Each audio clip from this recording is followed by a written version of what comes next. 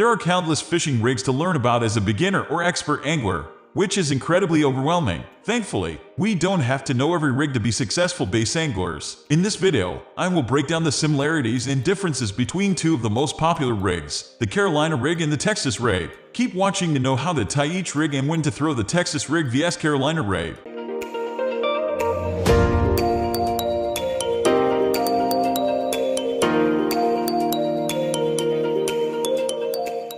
Though the differences might seem subtle to beginners, as an angler progresses in experience, they learn that the little things make all the difference when bass fishing. Rigging a soft plastic Texas style is simple, but there is a debate about the necessity of a weight on a Texas rig. One camp argues it has to have a weight to be considered a Texas rig, and the other argues you can rig a soft plastic weightless. I'm in the weightless camp, but for the sake of argument, we're going to discuss Texas rigging with a weight.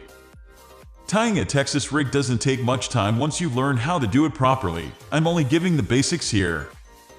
The Texas rig works best during the spring, summer, and fall when bass are most actively feeding in shallow areas. If you're fishing in 10 or less, the Texas rig will work in most instances. Because the hook isn't exposed, this is a weedless rig so that you can fish it in brush piles, lily pads, and many different types of grass. The weight sitting at the top of the hook makes it more difficult to snag on things. Most anglers pick the weight when punching or flipping it in around thick vegetation. This keeps the weight close to the bait and helps it get through the cover. If you're having trouble punching through, try using a heavier weight. The Texas rig is excellent for shallow water. But how should one fish a Texas rig soft plastic? I'm most likely dragging a lizard or worm along the bottom if the water is cool during pre-spawn or very hot. During the late spring and early summer, when baits are extremely shallow, punching with a creature bait will induce a lot of bites. Similar to a jay, I'll swim flukes, a lizard, or curly-tailed worms when the water is in the upper 60s or low 70s. This means I'm casting and then steadily retrieving it. When that's not working, I'll switch to hopping it off the bottom. And if jumping it doesn't get a bite, I'll slow down to dragging it along the bottom.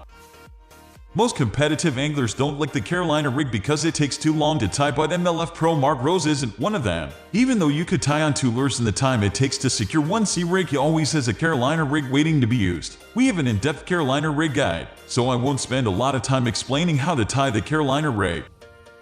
The Carolina rig works when targeting deep fish during the summer heat. When you're fishing rock piles or ledges in 15 or deeper water, that's when the Carolina rig will work best. The leader makes it more likely to get hung up in brush piles or punching, so I don't recommend using it when fishing these instances. You want to maintain contact with the bottom for as long as possible. This often means dragging it with the rod and reeling in the slack. If you have a reel with a slow gear ratio, then you might get away with slowly reeling it in. But I found that it's best to drag it with your rod. I increase the size of my weight with the depth of the water, so I use a heavy weight in deep water and light weight in shallow water. Comparing two strong competitor models is not just an easy task. However, we've done a little. But choose yours one according to your preferences. This video is just to help over the topic. Hope this video helped you out. Thanks for watching till the end.